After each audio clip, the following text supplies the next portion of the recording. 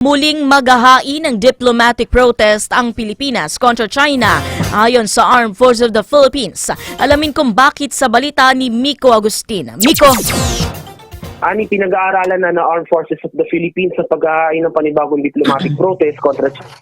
Tapos ang pinakahuling pagmaniobra nito at harangin ng daanan ng barko ng bansa na nagsasagawa ng resupply mission sa Spratly Islands. Ayon kay AFP spokesperson Colonel Medal Aguilar, una ng sinda ng People's Liberation Army Navy 621 vessel ng China, ang BRP Benguet noong October 13, habang nasa resupply mission sa Rizal Reef Station at nagsagawa ng isang dangerous maneuver malapit sa barko.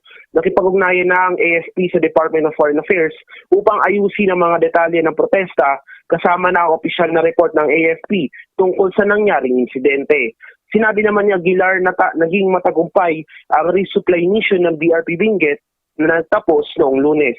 Miko Agustin, Newslight.